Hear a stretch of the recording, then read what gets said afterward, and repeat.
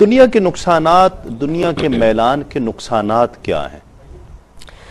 دیکھیں مسئلہ وہی ہے کہ یہاں پر سب سے پہلے تو وہی بات کہ دنیا سے مراد اگر وہی چیز ہم لیں کہ جو اللہ تبارک و تعالیٰ کی یاد سے غافل کر دیتی ہیں تو اس کے نقصانات بالکل واضح ہیں کہ پھر اس کی طرف میلان جو ہے وہ یقینی سی بات ہے کہ اللہ تبارک و تعالیٰ کی عبادات سے دور کرے گا۔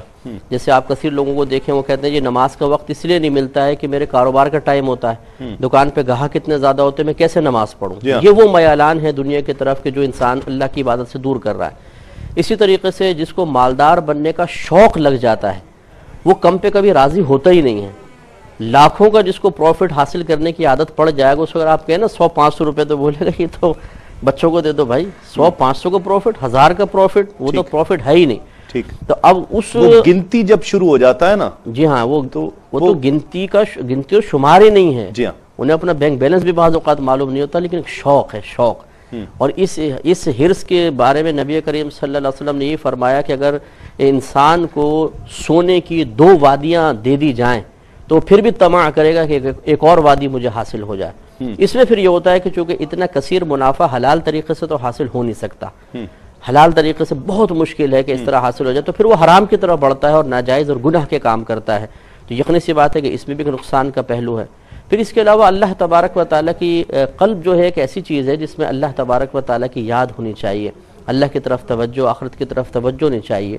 دنیا کی طرف میلان اس توجہ کو، اس رغبت کو، اس اٹریکشن کو بالکل ختم کر دیتی ہے۔ ٹھیک، اور آج مطلب ایک مجبور انسان بھی ہوتا ہے بیچارے کو، اپنی ضرورت کی چیزیں، حاجت کی چیزیں نہیں مل رہی ہیں، زینت منفعت دور کی بات، ٹھیک ہے، تو اس کے دل پریشان ہو کر بھی بعض اوقات آخرت سے ہٹ جاتا ہے، وہ ایک الگ چیز ہے، حالانکہ وہ بھی نہیں ہٹنا چاہیے تھا۔ لیکن ایک ہے کہ انسان ضرورت کی چیز بھی ہے، حاجت بھی ہے، پھر زینت اور منفعت کے اندر اتنا مشغول ہو جاتا ہے کہ اس کے قلب دنیا کی طرف مائل ہوتا ہے، اللہ سے ہٹ جاتا ہے۔ یہ قابل گریفت ہے۔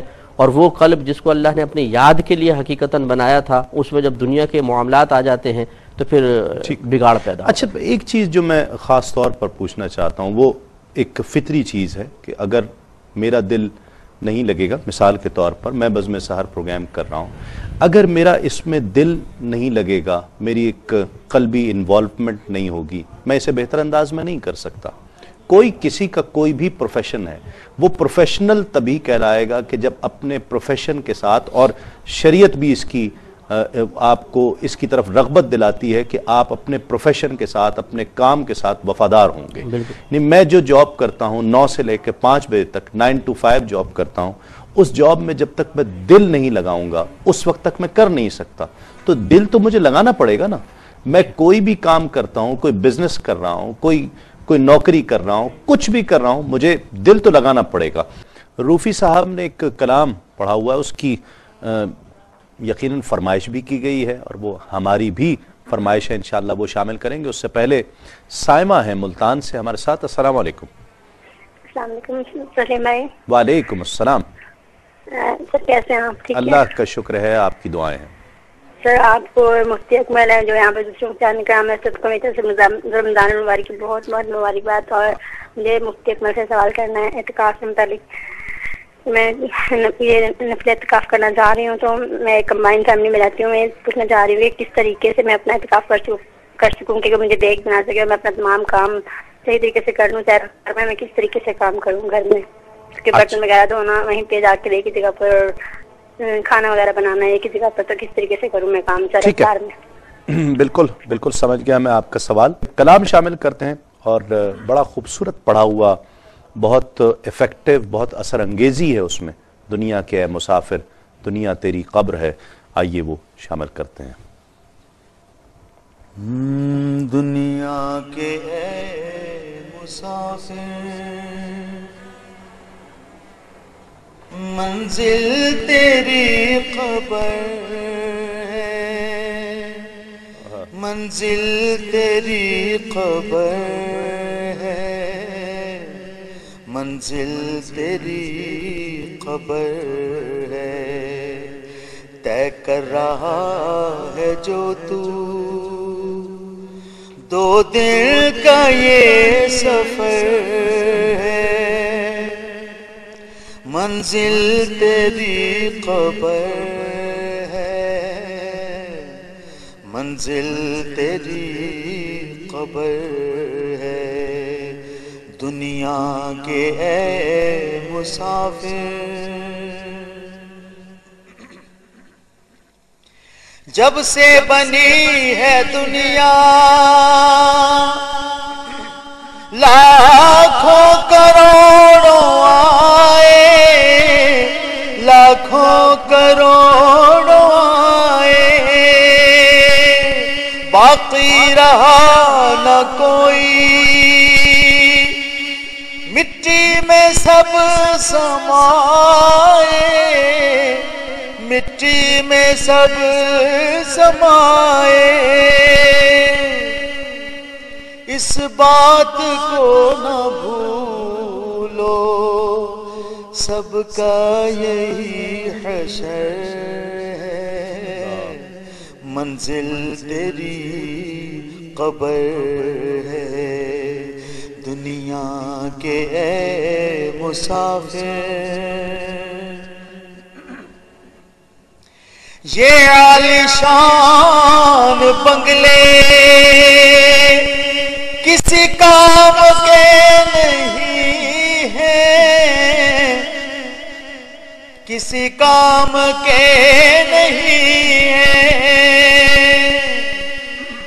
محلوں میں سونے والے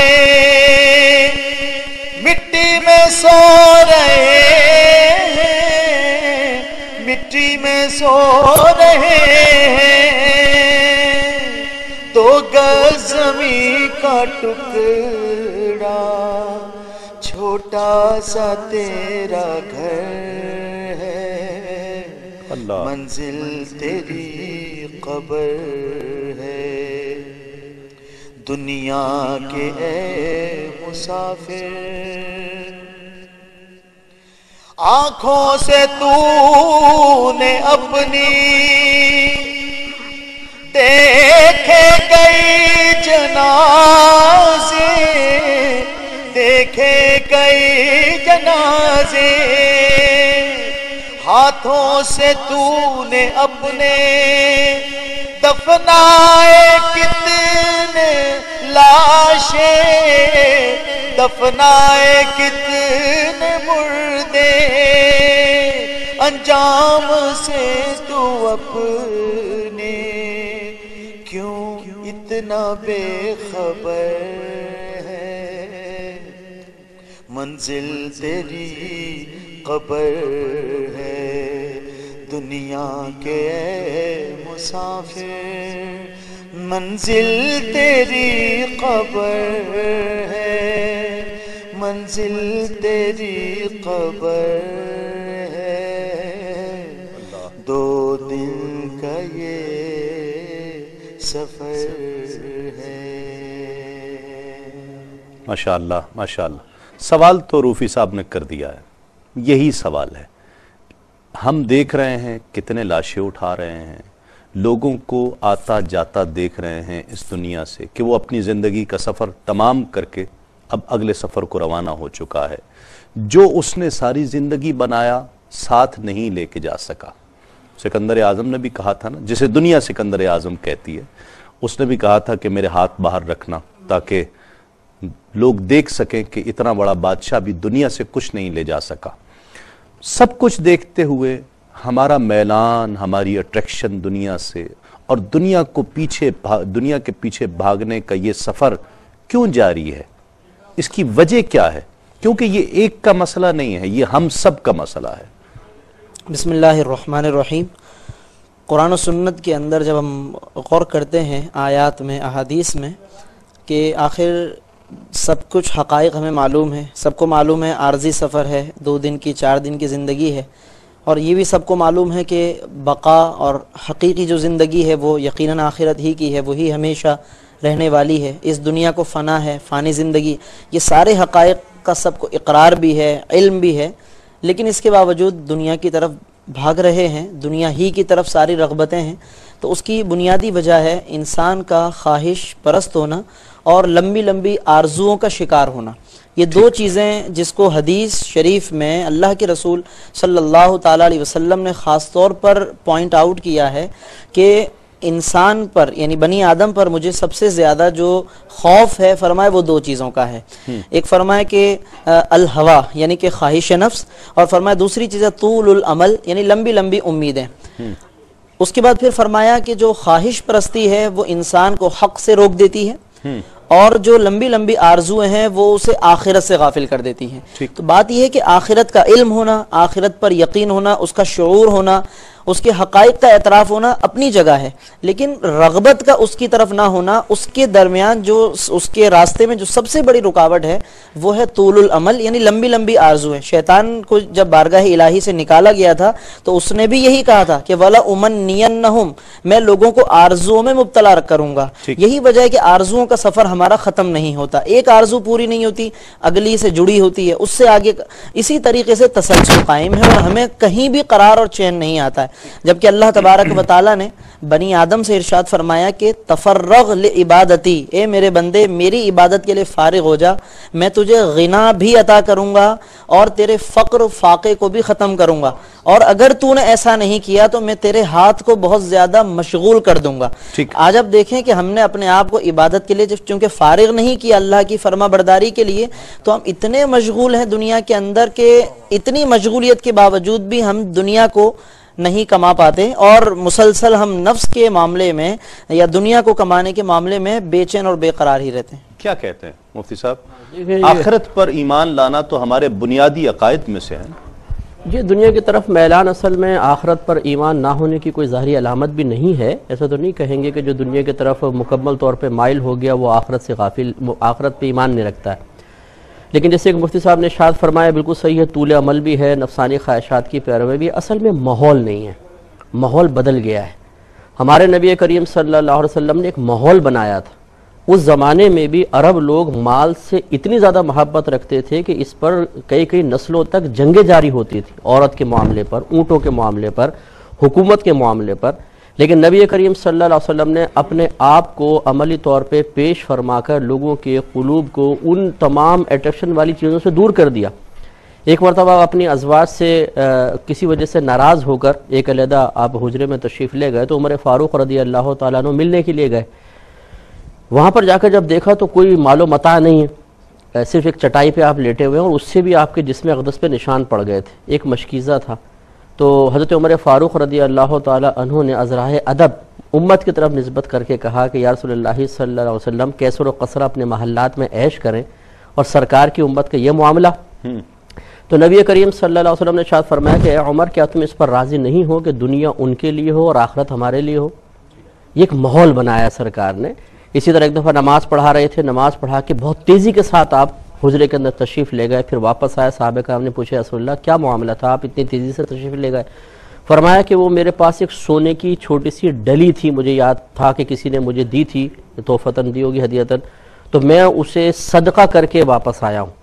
یعنی اتنی چیز کو سرکار نے قریب رکھنا پسند نہیں فرمایا. تو ایک ماحول بنایا سرکار نے، وہ ماحول اب ختم ہو چکا ہے. کہا گیا نا کہ آپ اپنے بچوں کے لیے بھی کام کریں، اس کے لیے بھی کچھ چھوڑ کر جائیں، انہیں ایسا نہ فقیر چھوڑ کر نہ جائیں کہ وہ گمراہ ہو جائیں. تو میں جب تک دل نہیں لگاؤں گا میں کیسے کام کروں گا؟ ایک پروفیشنل تو کہا ہی اسے گیا نا.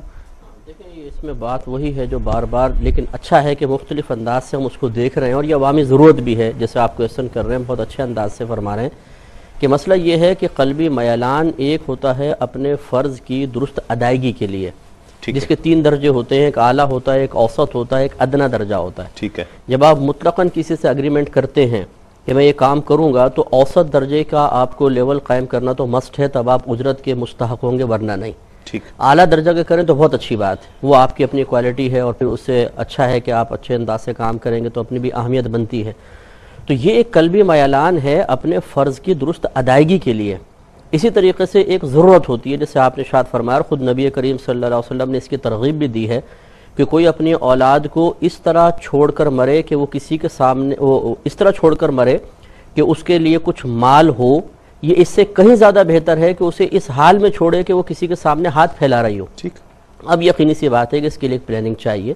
آپ بہت ہی توجہ کے ساتھ ان بچوں کے لیے کچھ سرمایہ کاری بھی کریں گے، انویسٹمنٹ کریں گے، آپ اپنا وقت دیں گے، اپنے نفسانی خواہشات کی قربانی دیں گے، وقت کی قربانی دیں گے.